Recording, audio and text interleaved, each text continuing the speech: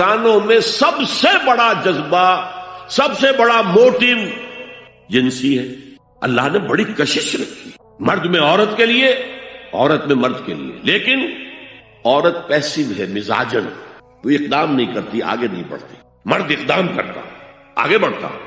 یہ جو کشش ہے، اس کے نتیجے میں مرد اور عورت کے درمیان بے حجابی گویا کہ آگ پر تیل ڈالنا ہے، آگ بھڑکے گی۔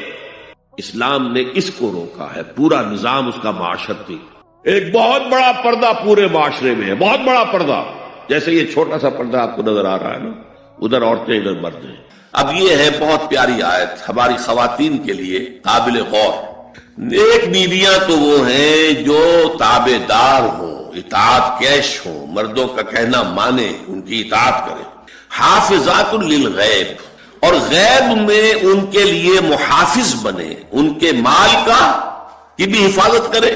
یہ نہیں خیانت کر کے شوہر تو گیا ہوا، جو چاہو اس کے مال میں سے جس کو میں جو چاہوں دے دوں، نہیں، یہ اس کا مال جو ہے وہ اسی کا ہے، اس کی خیانت نہیں کرے گی، وہ امانت کے ساتھ حفاظت کرے گی، اور اس کے علاوہ اپنے نفس کی حفاظت کرے گی، اس لیے کہ وہ بھی اب شوہر کی امانت ہے۔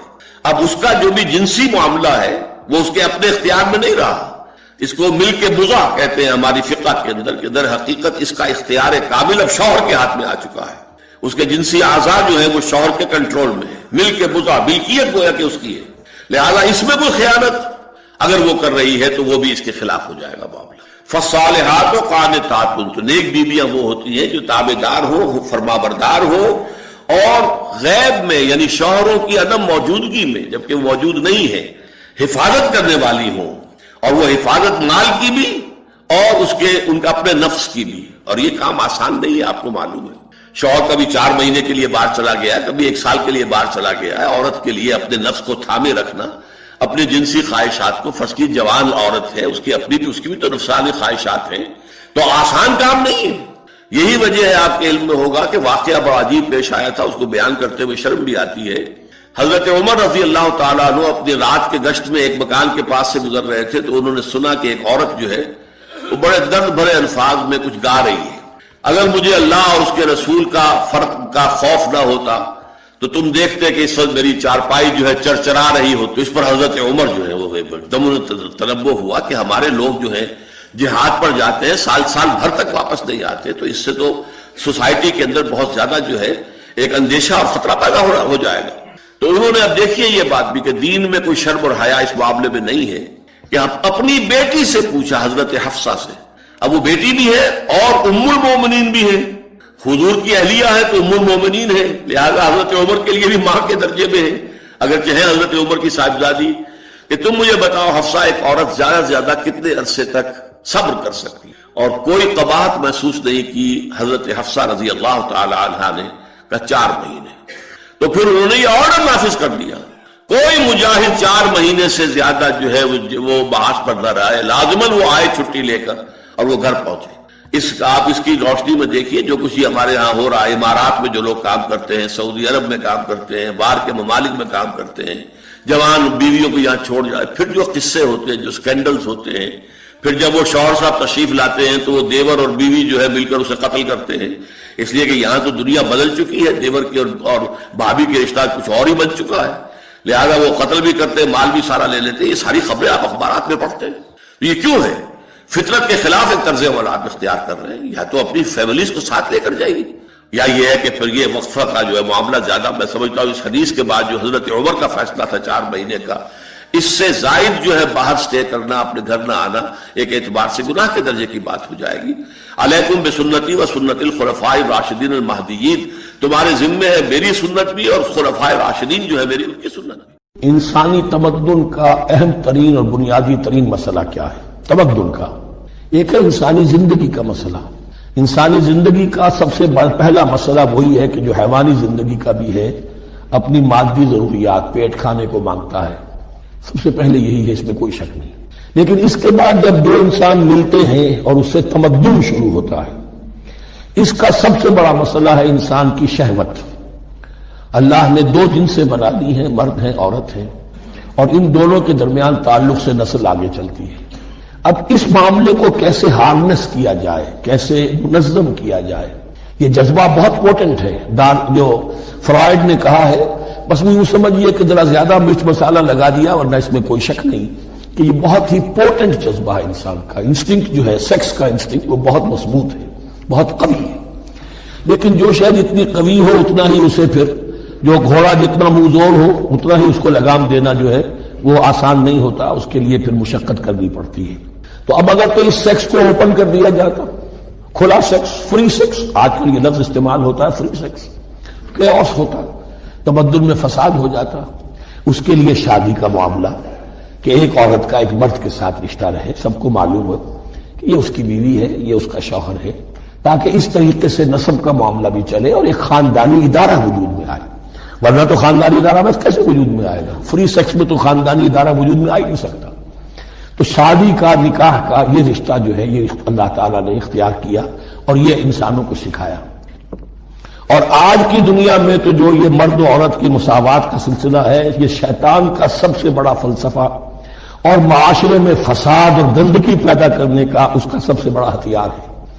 اور اب جو کچھ نہیں صحیح اقدار ہماری ایشیا کے ممالک جو ہے، زیادہ تر مسلمان ممالک ہیں، ان میں خاندانی نظام کی جو بچی کھچی شکل رہ گئی ہے اس کو برباد کرنے کے لیے یہ قاہرہ کانفرنس اور بیجنگ کانفرنس، اس ایشیا کا گھیراؤ دونوں طرف سے، مشرق سے مغرب سے، کہ عورت کو آزاد کرو، عورت کو اٹھاؤ، ایمینسیپیشن کے نام پر، آزادی کے نام پر، اور مرد و عورت کی مساوات کے نام پر، تاکہ خاندانی نظام ٹوٹ کر رہ جائے، جیسے کہ ان کے ہاں ٹوٹ چکا ہے. خاندانی نظام میں، یہ کلنٹن صاحب نے کہا تھا اپنے 9.5 کے میسج میں کہ عنقریب ہماری قوم، امریکن نیشن، بہت جلد اس کی اکثریت حرامزادوں پر مشتمل ہوگی. Born out of wedlock, وہ کسی شادی کے نکاح کے نتیجے میں کوئی وجود میں نہیں آئے، زنا کے نتیجے میں وجود آئی ہوئی قوم ہوگی. ون پیرنٹ فیملی رہ گئی ہے، ماں ہی باپ ہے اور وہی ماں ہے، اور وہ دونوں وہ جانتے ہی نہیں. اب وہاں بڑی ایک مہم اٹھ رہی ہے کہ ہر انسان کا حق ہے جیسے معلوم ہو کہ میرا باپ کون ہے. وہاں تو بہت سے لوگ پتہ ہی باپ کون ہے میرا کیا پتہ. یہ تباہی ہے جو اس معاشرے پر آ چکی ہے، اور ہمارے ہاں بھی لوگ اسی معاشرے کی نقادی پر چیلنج کریں. وَيَسْأَلُونَكَ عَنِ الْمَحِيضِ، اور وہ عورتوں کے ایام ماہواری کے بارے میں آپ سے سوال کر رہے ہیں. قُلْ هُوَ أَذًى، کہہ دیجئے وہ ایک ناپاکی بھی ہے اور ایک تکلیف کا مسئلہ بھی ہے. فَاعْتَزِلُوا النِّسَاءَ فِي الْمَحِيضِ، تو حیض کی حالت میں اگر تمہاری بیویاں ہوں تو ان سے علیحدہ رہو، مقاربت نہ کرو. وَلَا تَقْرَبُوهُنَّ حَتَّى يَطْهُرْنَ، اور ان سے مقاربت نہ کرو یہاں تک کہ وہ پاک ہو جائیں. فَإِذَا تَطَهَّرْنَ، اور جب وہ خوب پاک ہو جائیں، فَأْتُوهُنَّ مِنْ حَيْثُ أَمَرَكُمُ اللَّهُ، تو اب ان کی طرف جاؤ، جو بھی تمہیں تعلق قائم کرنا ہے کرو، جہاں سے کہ تمہارے رب نے تمہیں حکم دیا، اللہ نے حکم دیا ہے. یہ اللہ کا حکم کیا ہے؟ یہ ہے امر طبیعی، ہر انسان جانتا ہے، ہر حیوان کو معلوم ہے، وہ طبیعی شے ہے. لیکن یہ کہ اب عورتوں کے ساتھ بھی اگر انسان جو ہے وہ لواطت کا فعل شروع کر دے، قوم عمل لوط، تو ظاہر بات ہے کہ عمل قوم لوط تو وہ چیز جو ہے غلط ہے، وہ حرام ہے. یہ تو اللہ تعالیٰ نے جو بھی تمہاری فطرت میں ڈالا ہے راستہ، وہ در حقیقت من حیث امرکم اللہ، ان اللہ یحب التوابین و یحب المتطہرین، یقیناً اللہ محبت کرتا ہے بہت توبہ کرنے والوں سے اور بہت پاک بازی اختیار کرنے والوں سے، ان ناپاک چیزوں سے دور رہنے میں. نساؤکم حرث لکم، تمہاری بیویاں تمہارے لیے کھیتیوں کے مانند ہیں، جیسے کھیت میں بوتے ہو، فصل کاٹتے ہو، بیویوں کے ذریعے سے اللہ تعالیٰ تمہیں اولاد عطا کرتا ہے. فاتو حرثکم انا شئتم، تو جو بھی کھیتی والی جگہ ہے ادھر تم جاؤ جدھر سے جاؤ، یعنی اس میں یہ ہے کہ کوئی رکاوٹ نہیں ہے. اللہ کے سوا کسی اور کی اطاعت جس سے اللہ کی معصیت لازم آتی ہو، شرک. لا طاعت لمخلوق فی معصیت الخالق، مخلوق میں سے کسی کی اطاعت نہیں ہوگی یہ اس معاملے میں جس میں خالق کی معصیت لازم آئے. ہاں، خالق کے احکام کے اندر والدین کا حکم بھی مانو، اطاعت کرو، اساتذہ کا حکم مانو، کسی اور کو اپنا لیڈر مانا ہے اس کا حکم مانو، لیکن ناٹ بیونڈ وہ جو سرکل ہے کتاب و سنت کا، اس سے باہر نہیں. لا طاعت لمخلوق فی معصیت الخالق، یہ آپ الجبرے کے فارمولے کے طور پر اپنے سامنے رکھیے. اب اسے اپلائی کیجئے جیسے فارمولوں کے ذریعے سے پھر بڑے بڑے وہ سم جو ہے وہ حل کیے جاتے تھے سوالات. صبح کا وقت ہے، آنکھ بھی کھلی ہے، کوئی اذان کی آواز بھی کان میں آئی ہے، آپ کا نفس کہتا ہے ابھی سو جی. آپ نے اپنی چادر یا کمبل کو درست کیا اور کروٹ لیا، یہ کیا ہے؟ آپ نے کس کا حکم پیچھے پھینکا اور کس کا حکم مانا؟ اللہ کے حکم کو پیچھے پھینک دیا، نفس کے حکم کو آگے رکھ۔ یہ شرک، اس شرک کو جاننے والے بہت کم ہیں۔ مولانا روم نے خوب کہا تھا، نفس ماں ہم کم ترس فرعون نیست لیکن ایراعون نیست، میرا نفس بھی فرعون سے کم نہیں ہے۔ فرعون نے کہا تھا نا، الیس لی ملک مصر وہذہ الانہار تجری من تحتی، کیا اس ملک مصر کی حکومت میری نہیں ہے؟ اور سارا جو یہ آب پاشی کا نظام ہے، انہار کا نظام ہے، وہ میرے کنٹرول میں نہیں ہے؟ جس کا چاہوں موگا کھلا رکھوں، جس کا چاہوں بند کر دوں۔ یہ تھا خدائی کا دعویٰ، انا ربکم الاعلی۔ تو مولانا روم کہتے ہیں میرا نفس بھی اس سے کمتر نہیں ہے۔ وہ کہتا یہ جسم میرا ہے، اس پر میرا حکم چلے گا، میں نہیں جانتا کون اللہ کون رسول، کیا حرام کیا حلال۔ تو فرعون سے کم تو نہیں ہے میرا نفس، لیکن ایراعون اس کی بہت مدد تھی، فوج تھی، لاؤ لشکر تھا، تو اس نے زبان سے بھی کہہ دیا کھل کر انا ربکم الاعلی۔ میں مسکین ہوں، غریب ہوں، میرے پاس کوئی طاقت نہیں ہے، میں زبان سے تو کچھ نہیں کہہ سکتا، اندر سے میرا نفس یہی کہتا۔ یہ نفس کی حکومت قرآن کہتا ہے، میں حیران ہوتا ہوں، دو جگہ یہ مضمون آیا ہے، ارأیت من اتخذ الہہ ہواہ افانت تکون علیہ وکیلا۔ اے نبی تم نے دیکھا اس شخص کو، اس کے حال پر غور کیا جس نے اپنی خواہش نفس کو اپنا الہ بنا لیا ہے۔ اللہ اکبر، الہ لا الہ الا اللہ، کلمہ توحید کا مرکزی لفظ یہاں آ رہا ہے، من اتخذ الہہ ہواہ، جس نے اپنی خواہش نفس کو اپنا معبود بنا لیا، الہ بنا۔ افانت تکون علیہ وکیلا، کیا آپ ایسے شخص کی کوئی ذمہ داری لے سکتے ہیں؟ سود حرام ہوا کرے جی، حرام ورام، ہمارا دھندا جو ہے وہ آگے بڑھ نہیں سکتا، تو اللہ کے حکم کو پیچھے ڈالا، نفس کے تقاضے کو آگے رکھا۔ کون معبود ہے آپ؟ نام عبداللہ رکھیے، نام عبد الرحمن رکھیے، ہے عبد النفس، نفس کے بندے، نفس کے غلام۔ یہ میں نے یوں سمجھیے کہ جیسے میں نے ہجرت اور جہاد کی ڈیفینیشنز کی تھی، ہجرت کا بیس کیا ہے؟ پوچھا گیا ایو الہجرت افضل یا رسول اللہ، اے اللہ کے رسول بتائیے سب سے اعلیٰ ہجرت کون سی ہے، افضل؟ فرمایا ان تہجر ما کرہ ربک، ہر اس چیز کو چھوڑ دو جو تمہارے رب کو پسند نہیں۔ آج رات ہی سے آپ ہجرت شروع کر سکتے ہیں، جائزہ لیجئے کیا کیا چیزیں میری زندگی میں خلاف شریعت ہیں، جو اللہ کو ناپسند ہے، فیصلہ کیجئے کہ آج کے بعد نہیں ہوگی، ہجرت شروع ہو گئی، افضل الہجرہ، سب سے افضل ہجرت شروع ہو گئی۔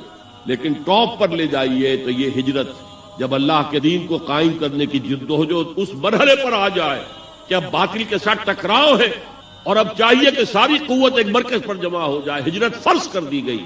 وہ ہجرت گھر بار چھوڑ کر، اہل و عیال کو چھوڑ کر، اور مکے کے بھیڑیوں کے رحم و کرم پر چھوڑ کر اپنے گھر والوں کو جو لوگ ہجرت کر کے آئے، حکم تھا۔ ہجرت مدینہ فرض تھی، ہجرت حبشہ فرض نہیں تھی، صرف اجازت تھی کہ جن سے سختیاں نہیں جھیلی جا رہی مزید وہ چلے جائیں۔ تو ہجرت کا یہ ابتدائی نقطہ، انتہا یہ۔ جہاد، المجاہد من جاہد نفسہ، جہاد تو یہاں سے شروع ہو گیا، اپنے نفس کے خلاف جہاد کرنا۔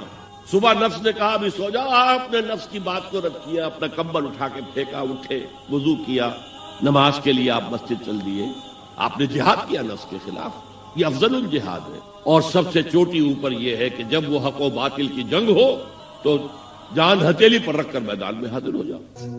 استخارہ ایک بہت اچھا کام ہے۔ وہ کیا ہے؟ استخارے کے معنی ہے خیر طلب کرنا، اور اس کی ایک دعا ہے جو اللہ تعالیٰ نے، اللہ کے رسول نے سکھائی ہے صحابہ کو، اور صحابہ یہ کہتے ہیں کہ ہمیں اس طرح یہ دعا اللہ کے رسول نے سکھائی جیسے قرآن سکھایا۔ اتنی اہمیت کی۔ اس کا مسئلہ کیا ہوتا ہے کہ آپ ایک کام کرنے چلے ہیں، ابھی آپ کا دل جو ہے وہ کچھ تذبذب میں ہے کہ یہ کام ٹھیک ہے یا نہیں ہے، اس کا نتیجہ اچھا ہوگا کہ نہیں ہوگا، یہ بیل منڈے چڑھے گی کہ نہیں چڑھے گی۔ تو اس جو آپ کا جو اندر کا جو تذبذب ہے، اس کو ختم کرنے کے لیے دعا کی جاتی ہے کہ اے اللہ میں تیرے علم سے خیر چاہتا ہوں، اللہم انی استخیرک بعلمک واستقدرک بقدرتک، اور جو تیری قدرت ہے اسی سے میں چاہتا ہوں کہ قدرت کچھ حاصل ہو جائے، فیصلہ کر۔ تو اس کے بعد فرماتے ہیں فإنک تعلم ولا اعلم، تو جانتا ہے میں نہیں جانتا، وتقدر ولا اقدر، اور تجھے قدرت حاصل ہے مجھے نہیں حاصل۔ اب آیا اصل،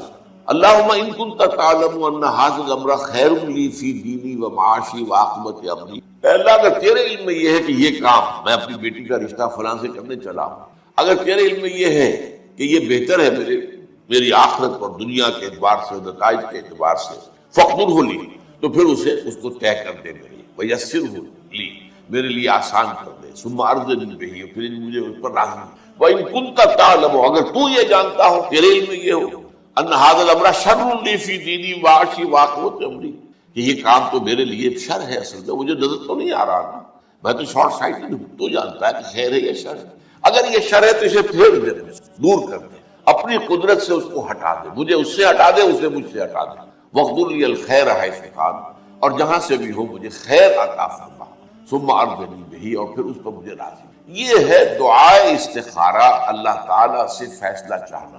اس کے بعد اللہ تعالیٰ جو ہے انسان کے دل کو جما دیتا ہے کسی ایک کو۔ اب اس کی جو باقی ہمارے ہاں جو ہو گئی ہے شکل کہ کوئی خواب میں آئے، کوئی نشان نظر آئے، یہ کوئی استخارے کا حصہ نہیں ہے، یہ اس کے اندر اضافی چیز، لیکن یہ ہو سکتا ہے کہ انسان رات کو جو ہے 2 نفل نماز پڑھے اور اس کے بعد یہ دعا استخارہ کر کے سو جائے، ہو سکتا ہے کوئی خواب کے اندر اشارہ بھی جائے، امکان ہے اس کا، لیکن یہ ہے کہ یہ کوئی ضروری نہیں ہے، یہ صرف یہ کہ دل کا کسی پہلو پر پھر جم جانا، ٹھک جانا، یہ اس بات کی علامت ہوگی کہ میں نے اللہ سے بات کہی تھی، اللہ نے میرے دل کو اس پر جما دیا ہے، تو یقیناً مایوس کن حالات ہیں جن سے ہم دو چار ہیں، ان میں ہمارا حال یہ ہے کہ سمجھنے دے مجھے نا امیدی کیا قیامت ہے کہ دامان خیال یار چھوٹا جائے ہے مجھ سے، امید کا دامن ہاتھ سے چھوٹ جاتا، کیسے حالات سیدھے ہو جائیں گے، کیسے خلافت آ جائے گی۔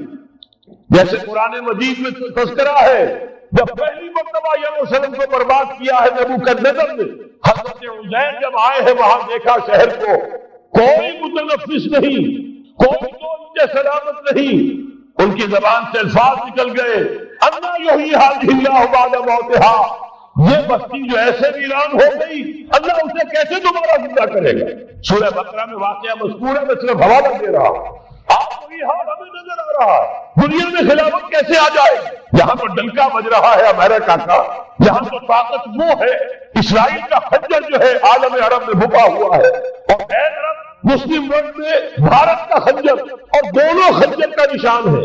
کبھی نقشہ دیکھا ہو، اسرائیل تو واقعتاً خنجر کے مانند تھا، جب تک یہ ویسٹ بینک شامل نہیں ہوا تھا اس کی شکل بالکل خنجر تھی، اوپر دستہ اور نیچے وہ پھل، عالم عرب کے سینے میں پیوست۔ یہی بھارت کا حال ہے، آپ نقشہ دیکھیے، کشمیر خنجر کے دستے کے مانند ہے اور نیچے وہ تکون جا رہی ہے، اور اسی نے جدا کیا ہے عالم اسلام کا ایک حصہ جو مغربی پاکستان کے ساتھ ہو گیا، اور وہ جو بنگال مشرقی پاکستان سے ہوتے ہوئے انڈونیشیا ملائیشیا علیحدہ ہو گئے۔ اس پورے کو ذہن میں رکھیے تو یہاں بھی وہ خنجر اسی طرح پیوست۔ حالات اتنے مایوس تھے، ہماری کوئی حیثیت نہیں، ہمارے حکمرانوں کے دنیا میں مذاق ہوتے ہیں، ہمارے وسائل ان کے میرے تسلط ہے، ان کے قبضے میں ہے، ہماری پالیسیاں وہ بناتے ہیں، ہمارے لیے بجٹ انسٹرکشن وہاں سے آتی ہے، ٹیکسیشن پالیسیز ان کے احکام کے مطابق بنتی ہیں، پھر کہاں سے ہو جائے گا؟ انا یحیی ھذہ اللہ بعد موتہا، کیسے زندہ کرے؟ میں ان کے لیے آپ کو یہ حدیث سے سنانا چاہتا ہوں تاکہ وہ یقین پیدا ہو۔ ایمان بالغیب جو پہلی شرط ہے قرآن مجید کی ہدایت سے استفادے کی، الف لام میم ذالک الکتاب لا ریب فیہ ھدی للمتقین الذین یؤمنون بالغیب۔ نبی نے خبر دی صلی اللہ علیہ وسلم، اور آپ نے اپنی تاریخ، اپنی امت کی کل تاریخ کے 5 ادوار گنا دیے۔ حضرت نعمان بن بشیر کی حدیث، مسند احمد بن حنبل، تکون النبوۃ فیکم ما شاء اللہ ان تکون، مسلمانوں تمہارے مابین نبوت قائم رہے گی، موجود رہے گی، یعنی میں بنفس نفیس تمہارے مابین رہوں گا جب تک اللہ چاہے گا۔ پھر جب اللہ چاہے گا نبوت کو اٹھا لے گا، یعنی میرا انتقال ہو جائے گا۔ دوسرے دور کی خبر دی، ثم تکون خلافت علی منہاج النبوہ، پھر ایک دور آئے گا خلافت کا، نبوت کے نقش قدم پر کوئی فرق نہیں ہوگا، وہی نظام جو میں نے قائم کیا ہے یوں کا تو قائم رہے گا، میرے نقش قدم پر وہ خلافت ہوگی۔ فرمایا وہ بھی رہے گا جب تک اللہ چاہے گا، پھر وہ بھی ختم ہو جائے گا۔ پھر تیسرا دور آئے گا، ثم تکون ملک عاظم ظالم ملوکیت، بادشاہ محل بنیں گے، ٹھاٹ جمیں گے، ظلم کا سکہ روا ہوگا، ناجائز قتل ہوں گے۔ حجاج بن یوسف کے ہاتھوں سینکڑوں تابعی محمد بن قاسم بلا کر شہید کر دیے گئے، ورنہ اسی میں پورا یہ جزیرہ نما ہند جو ہے، انڈین پیننسولا، اس وقت پورا کا پورا مسلمان ہو جاتا، لیکن ملوکیت کو کبھی یہ برداشت نہیں ہوتا کہ کوئی شخص پبلک کے اندر مقبول ہونا شروع ہو جائے، پاپولر ہونا شروع ہو جائے۔ ان کے اقتدار کے یہ خطرہ ہو سکتا تھا۔ اسی دور ملوکیت میں واقعہ کربلا ہوا، حسین ابن علی رضی اللہ تعالیٰ عنہما شہید ہوئے۔ اسی ظالمانہ حکومت کے دور میں واقعہ ہررا ہوا، مدینے کی بے حرمتی ہوئی 3 دن تک۔ اسی کے دور میں حضرت عبداللہ ابن زبیر رضی اللہ تعالیٰ عنہما شہید ہوئے۔ میں کیا کیا گنواؤں؟ حضور نے جب فرمایا ثم تکون ملکا عاضا، کاٹ کھانے والی ملوکیت، یہ اسی کی شرح۔ فرمایا یہ دور بھی رہے گا جب تک اللہ چاہے گا، پھر جب اللہ چاہے گا اسے بھی اٹھا دے، پھر چوتھا دور آئے گا ثم تکون ملکا جبریا، پھر بادشاہی ہوگی غلامی کے ساتھ۔ میں نہیں کہہ سکتا اس وقت صحابہ نے اس کا مطلب کیا سمجھا ہوگا، اب کیونکہ یہ دور ہمارے سامنے سے گزر چکا ہے، بلکہ ایک اعتبار سے ہم اسی دور میں سانس لے رہے ہیں۔ لہٰذا بات سمجھ میں آ رہی ہے کہ وہ ملوکیت چاہے ظالم تھی، بادشاہ مسلمان تو تھے، کلمہ گو تو تھے، ان میں بہت اچھے بھی ہوئے ہیں، تاکہ کہ انسانی میں مسلمانوں کے جیسے عمدہ مثالیں ہیں عمدہ بادشاہوں کی، شاید تاریخ کے اندر کوئی اور مثالیں پیش نہ کی جا سکتی۔ لیکن یہ کہ اس کے بعد جو دور آیا، کہیں ہم تاج برطانیہ کے غلام بن گئے، ملکہ برطانیہ، شاہ برطانیہ، ہز میجسٹیز گورنمنٹ، ہر میجسٹیز گورنمنٹ، کہیں فرانس کے، کہیں اٹلی کے، کہیں ہالینڈ کے، کہیں اور کسی کے، فرانس کے، اس طرح سے پورا عالم اسلام جو ہے کولونیل دور کے اندر غلامی کے دور میں چلا گیا۔ یہ چوتھا دور تھا، لیکن یہاں تھوڑا سا توقف کر لیجئے، یہ چوتھا دور ایک درجے میں ختم ہو گیا ہے، کہتے ہیں دنیا والے کولونیل دور ختم ہو گیا، حقیقت میں ختم نہیں ہوا، براہ راست حکمرانی ختم ہوئی ہے، انڈائریکٹ رول جاری ہے، ریموٹ کنٹرول کے ذریعے سے وہی حکومت کر رہے ہیں، بٹن وہیں سے دبتے ہیں، ہم جا کر جھولیاں انہی کے سامنے پسارتے ہیں، انہی سے کبھی سرمایہ کاری کی بھیک مانگتے ہیں، کبھی قرضوں کی بھیک مانگتے ہیں، ان کے چشم و ابرو کے اشاروں کے منتظر رہتے ہیں، ہماری جنگ اور صلح ان کے تابع ہے، ہمارے تمام وسائل ان کے تسلط میں ہیں۔ وہ دور ابھی ختم نہیں ہوا، فرق صرف یہ ہے پہلے براہ راست حاکم تھے، آج بالواسطہ حاکم، لیکن حضور نے فرمایا صلی اللہ علیہ وسلم یہ دور بھی ختم ہو کر رہے گا۔ یہ سمجھیے جیسے کراچی میں لاڈھی کورنگی میں کئی نمبر آتے ہیں بسوں میں، Karachi number, Landhi number 1، Landhi number 2، Landhi number 3، پھر کہیں 3.5 بھی ہوتا ہے۔ آج ہم بیچ میں کھڑے ہیں اس چوتھے دور کے، کہ حضور کے قول کے مطابق ملکن جبرین، یا دور ابھی جاری ہے، نصف ختم ہو گیا ہے، نصف ابھی باقی۔ لیکن ایک بات تو بڑی تلخ ہے، ابھی بقیہ نصف میں بڑی قیامتیں گزرنے والی ہیں، اسی بقیہ نصف میں وہ معرکہ پیش آنے والا ہے، اسی میں وہ ملاحم ہوں گے، اسی میں وہ الملحمۃ العظمیٰ ہوگی، اسی میں دجال اکبر کا ظہور ہوگا، اس میں ہمارے اوپر تکالیف و مصائب ابھی اور اس کے سائے گہرے ہوں گے، اور کچھ روز سزاؤں سے لہو برسے گا، اور غمناک کے تاریک اندھیرے ہوں گے، لیکن اس کے بعد فرمان نبوت پوری شان کے ساتھ ظاہر ہوگا۔ ثم تکون خلافۃ علی منہاج النبوہ، پھر دور آئے گا خلافت علی منہاج النبوہ کا، دوبارہ وہی دور، بعد ہی وہ نظام جو محمد رسول اللہ نے قائم فرمایا صلی اللہ علیہ وسلم، دنیا میں دوبارہ قائم ہو کر، میرے کئی دوستوں نے کہا ہو کر رہے گا، میں یقین کے ساتھ کہتا ہوں ہو کر رہے گا، صرف یہ کہ ہم یہ نہیں کہہ سکتے ابھی اس میں کتنی دیر ہے، جیسے قرآن مجید میں کئی جگہ حضور سے کہلوایا گیا، نبی کہہ دیجیے ان ادری ام قریب ام بعید ما توعدون، لوگوں جو وعدہ تم سے کیا جا رہا ہے یہ تو میں نہیں کہہ سکتا، وہ جلدی پورا ہوگا یا دیر میں ہوگا، ضرور پورا، ان اللہ لا یخلف المیعاد، اللہ تعالیٰ اپنے وعدے کی خلاف ورزی نہیں کرتا۔ تو محمد رسول اللہ صلی اللہ علیہ وسلم کی دی ہوئی نوید دوبارہ خلافت علی منہاج النبوہ کا نظام قائم ہوگا۔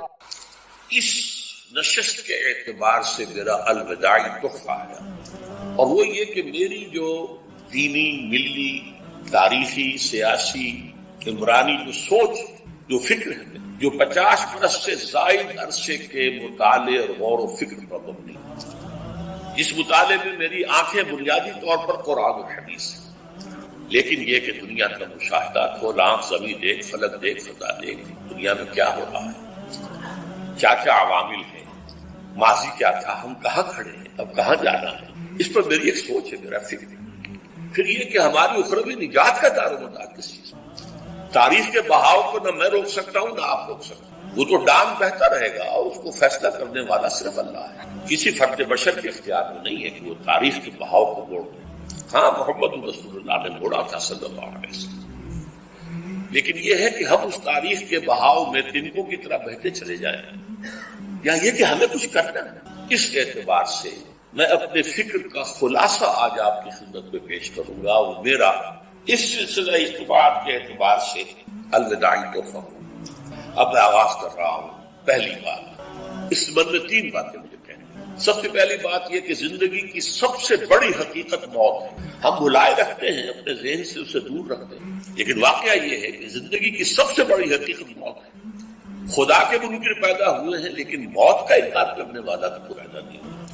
اس لیے میں نے آیت آپ کو سنائی، کل نفس ذائقۃ الموت، ہر سی نفس کو موت کا مزہ چکھنا ہے، ہر جاندار کو موت کا مزہ چکھنا ہے۔ ثم الینا ترجعون، پھر ہماری طرف لوٹا دیے جاؤ۔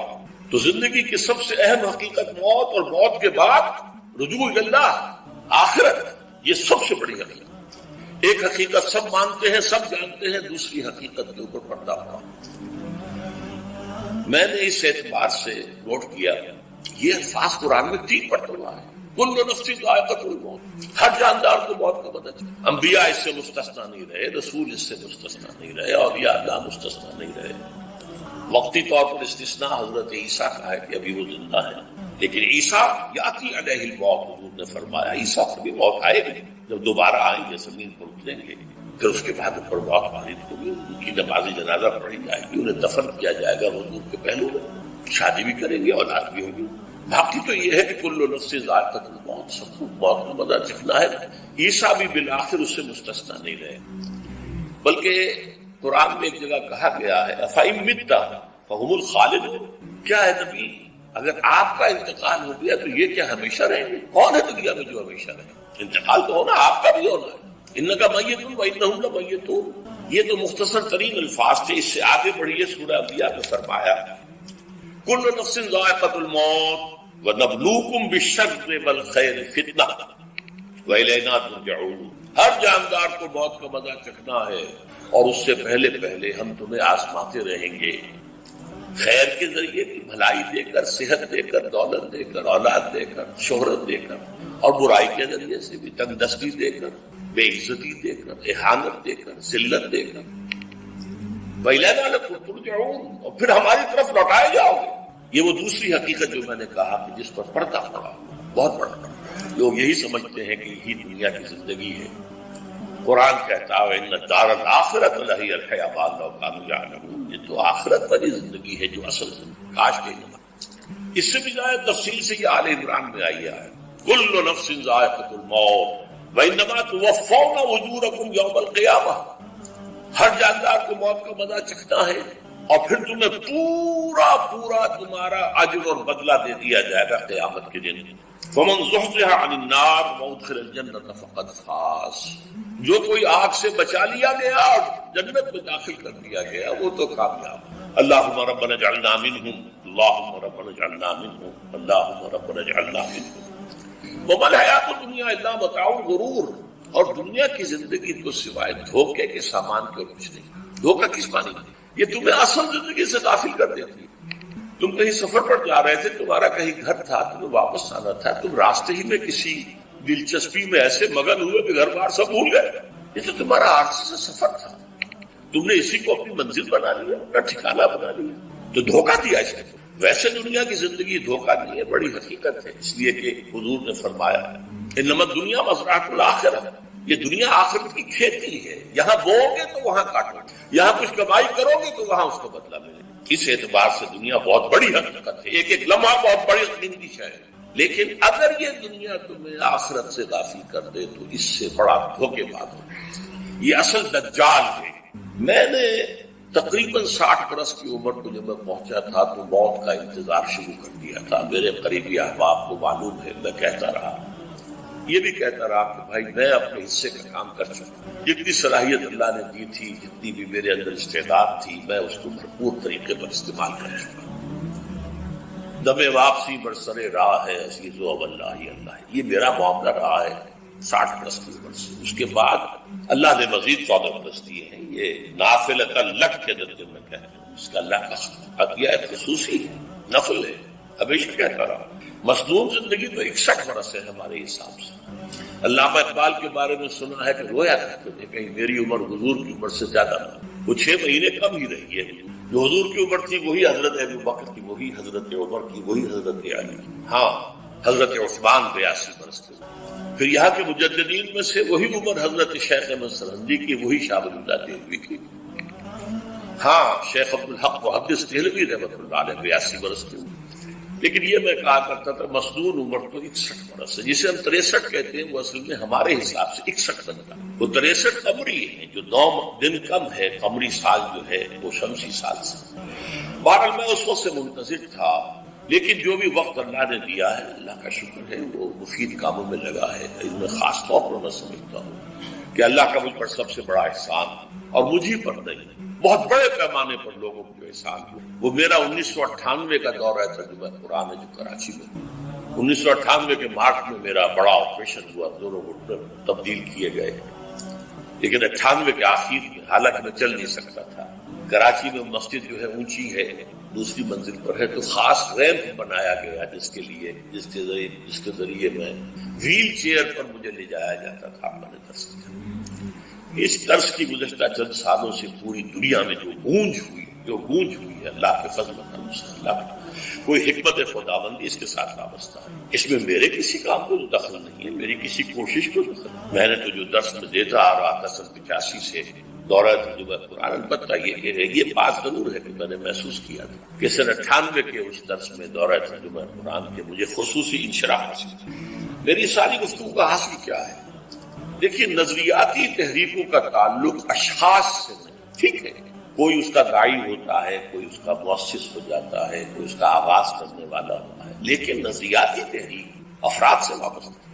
افراد آتے چلے جاتے ہیں اپنا اپنا حصے کا کام کر کے، جس کو جتنا مقدر ہے، جتنی اللہ تعالیٰ کی طرف سے توفیق ہے، وہ اپنا کام کرے گا، چلا جائے گا۔ یہ چمن یوں ہی رہے گا اور ہزاروں جانور اپنی اپنی بولیاں سے بول کر اڑ جائیں گے۔ مبارک ہیں وہ لوگ جنہیں قرآن کی بولی بولنا نصیب ہو جائے۔ وَإِنْ يَحْسَبُ أَنِّي مِنْهُمْ، مجھے گمان ہے، اللہ کا فضل ہے کہ میں ان میں سے ہوں، میں نے قرآن کی بولی بولی ہے، اور قرآن مجید کو جیسا کہ وہ ہے ایز اٹ از، اپنے کو مذمومہ خیالات، اپنے کوئی ذہن سے زائدہ نظریات میں اس میں دخل، جسے انگریزی میں آپ آبجیکٹو، خالص معروضی طور پر قرآن کو قرآن سے سمجھائے، یا پھر سیرت رسول سے سمجھائے۔ میں لفظ سنت کی بجائے سیرت استعمال کروں۔ قرآن مجسم حضور تھے صلی اللہ علیہ وسلم، اور حضور کی سیرت اور حیات جو ہے وہ قرآن مجید کی اصل تفسیر ہے۔ یہ حقیقت بھی بہت کم لوگوں کے لیے، وہ احادیث کا نام تو لیتے ہیں، احادیث نہیں ہے، سیرت بھی تو احادیث ہی سے ہمیں ملی، لیکن میں خاص طور پر سنت کی حدیث کی بجائے سیرت کروں۔ قرآن کی 2 سورسز ہیں، قرآن خود اور سیرت رسول صلی اللہ علیہ وسلم۔